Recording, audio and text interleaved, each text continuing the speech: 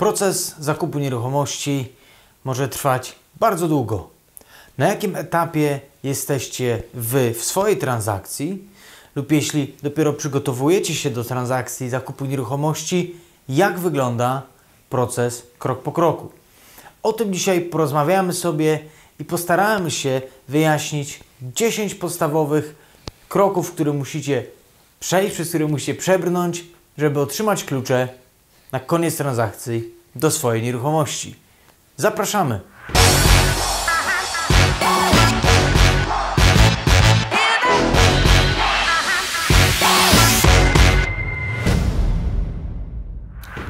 Witam serdecznie, Adam Pilanc. Jestem doradcą finansowym oraz inwestorem w rynek nieruchomości Wielkiej Brytanii. Dzisiaj chciałbym spędzić troszeczkę czasu i opowiedzieć Wam o krokach, które musicie przejść na drodze do zdobycia kluczy do swojej nieruchomości. Transakcja zakupu nieruchomości może być długa, uciążliwa, trwać 2, 3, nawet i więcej miesięcy, w zależności od sytuacji, w jakiej znajdziemy się. Aczkolwiek istotne jest, żebyśmy wiedzieli, na którym etapie transakcji jesteśmy w danym momencie. Może to pomóc nam w przyspieszeniu tej transakcji i również zaoszczędzić sporo stresu związanego z tym, że nie wiemy, w którym momencie jesteśmy, nie wiemy, co się dzieje, bo czasem będzie nam się wydawało, że nie dzieje się kompletnie nic. Zaczniemy od pierwszego kroku. Pierwszym krokiem będzie spotkanie z doradcą finansowym i zdobycie tak zwanego Agreement in Principle lub Decision in Principle. Jest to nic innego jak zdobycie wstępnego certyfikatu, takiej wstępnej promesy z banku, gdzie będziemy mieli wtedy dokładnie potwierdzoną kwotę, na jaką możemy sobie pozwolić i możemy wtedy ruszyć na zakupy, możemy ruszyć na poszukiwania nieruchomości. Jeżeli oglądaliście nasze wcześniejsze publikacje, będziecie wiedzieli, jak istotny jest ten wstępny certyfikat do tego, aby ustawić się w takiej, można powiedzieć, wiarygodnej pozycji w oczach chociażby agenta nieruchomości. Zaczynamy od ustabilizowania naszego budżetu, ile będzie nas kosztował kredyt, jakie będą koszty, spotkanie z doradcą finansowym. To pierwsza rzecz, którą musimy zrobić. Kolejna rzecz to szukanie nieruchomości. W momencie, gdy wiemy, na ile możemy sobie pozwolić i ile będzie nas to kosztować, możemy już wtedy szukać nieruchomości, składać oferty do agenta nieruchomości, negocjować cenę i w momencie, gdy będzie nam, że tak powiem, nasza oferta będzie zaakceptowana, wtedy będziemy potrzebowali dane prawnika. Jest to trzeci etap na drodze do otrzymania kluczy. Dane prawnika będziemy przekazywali agentowi nieruchomości. On wtedy może przygotować tak zwane Memorandum of the Sale, czyli dokument świadczący o tym, że nasza transakcja rozpoczęła się oficjalnie. Gdyż właściciel dał dane swojego prawnika, my podaliśmy dane swojego prawnika i nasi prawnicy mogą już zacząć pracować nad transakcją. Praca prawnika pochłania największą część transakcji. Kolejnym etapem będzie rekomendacja kredytowa. W momencie, gdy znajdziemy nieruchomość, wiemy dokładnie już, ile kredytu będziemy potrzebowali i ile depozytu będziemy chcieli zainwestować w taką transakcję.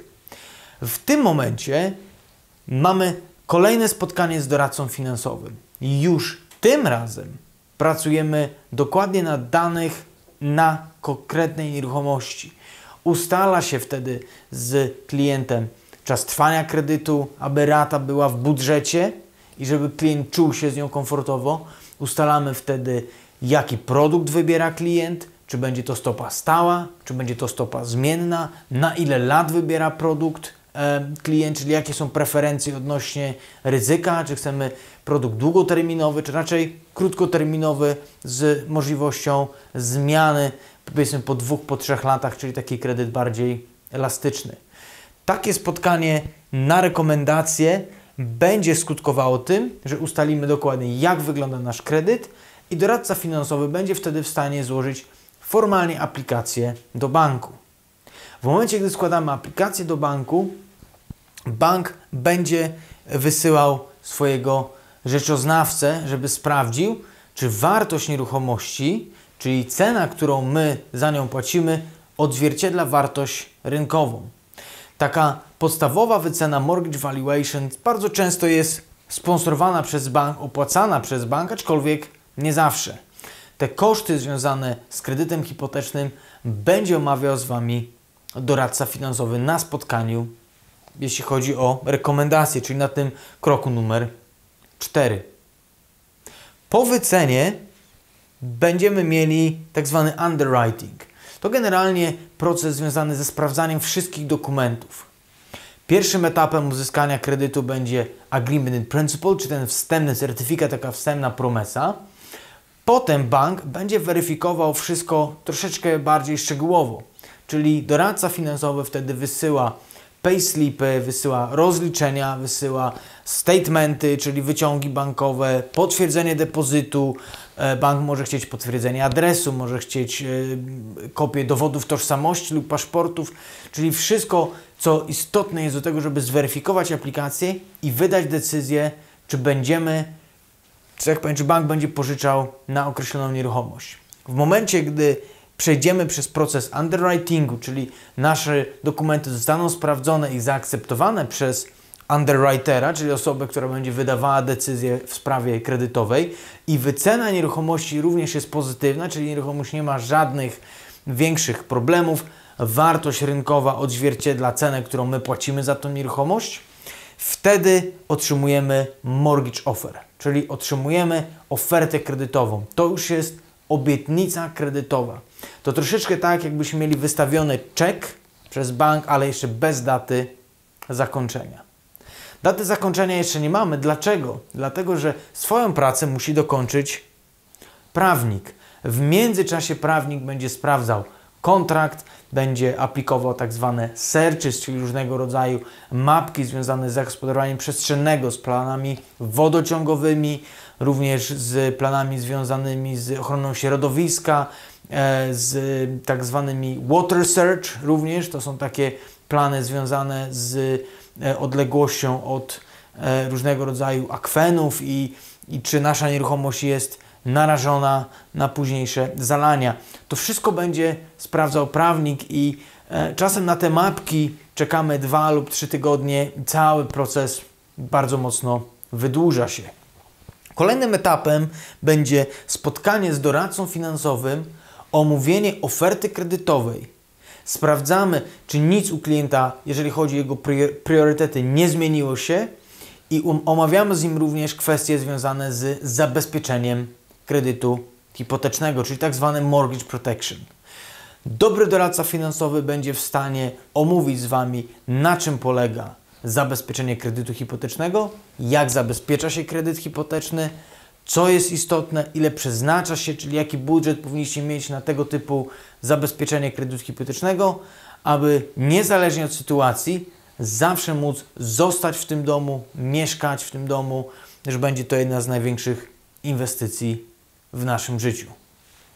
Po tym, jak spotkamy się z doradcą finansowym, omówimy ofertę kredytową, ta oferta kredytowa trafi również do naszego prawnika.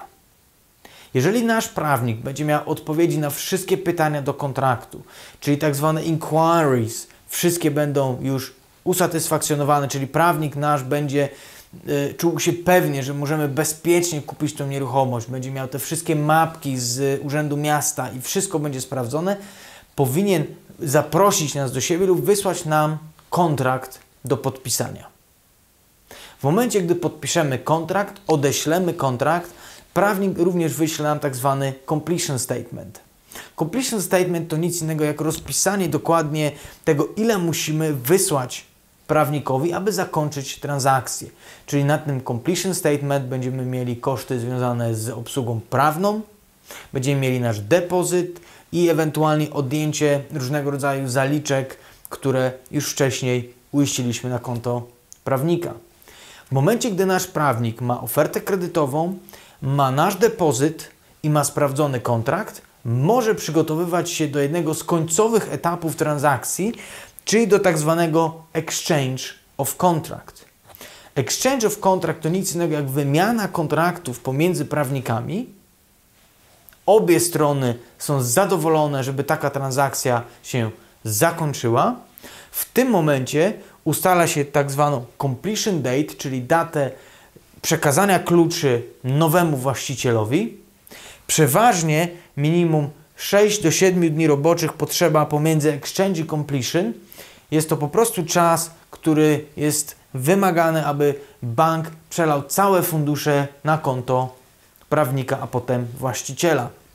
Czyli etap końcowy, etap exchange of contract, to jest etap, w którym już nie możemy się wycofać.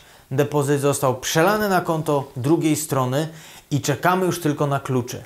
Obie strony muszą zgodzić się na datę completion. Ta data completion, czyli data otrzymania kluczy, może być 7 dni, może być 14, może być 3 tygodnie od momentu exchange. Z czasem osoby mogą wymagać troszeczkę więcej czasu pomiędzy exchange i completion, żeby na przykład spakować się, żeby nie płacić za nie wiadomo ile, jeżeli chodzi o jeszcze ten rent, który mieliśmy wcześniej. Czyli tutaj bardzo często klienci zadają pytanie, kiedy możemy dać wypowiedzenie naszemu landlordowi. Dobry prawnik i dobry doradca finansowy powinien uprzedzić klienta, żeby nie dawać żadnego wypowiedzenia swojemu landlordowi przed momentem wymiany kontraktów. Gdyż przed momentem wymiany kontraktów obie ze stron mają prawo wycofać się z transakcji. Nieruchomość kupujemy tak zwany subject to contract. Czyli my jako osoby, które będą kupować nieruchomość, będziemy sprawdzać wszystko na temat tej nieruchomości, czyli nasz prawnik będzie sprawdzał części związane z dokumentacją domu, bank i rzeczoznawca będzie sprawdzał stan techniczny domu i my, jeżeli coś będzie nie tak, możemy z takiej transakcji do momentu exchange wycofać się. Ale działa to również w drugą stronę. Jeżeli właściciel zdecyduje, że jednak nie chce sprzedać nieruchomości, jeśli zdecyduje, że ktoś może dać mu na przykład lepszą cenę lub może zadecydować, że jednak już nie kupuje tego domu, który sobie wymarzył i chce zostać w tym, w którym jest i wycofa się z transakcji, my niestety zostajemy na lodzie i musimy zaczynać tę transakcję gdzieś tutaj od poziomu 4, czyli od momentu znalezienia domu, rekomendacji kredytowej i później wszystkie te etapy musimy przejść od nowa. Podsumowując, w tych 10 krokach możemy dokładnie widzieć, gdzie spożytkowany jest czas na transakcję zakupu nieruchomości. Od wstępnej analizy naszej sytuacji, aż po otrzymanie kluczy, będzie wiele rzeczy, które musi zostać zrobionych, aby nasza transakcja była przede wszystkim bezpieczna. Jeżeli macie jakiekolwiek pytania odnośnie przebiegu procesu transakcji, zapraszamy do kontaktu. Kontaktować się można z nami poprzez stronę www.sbsfinance.co.uk lub na naszym fanpage'u na Facebooku.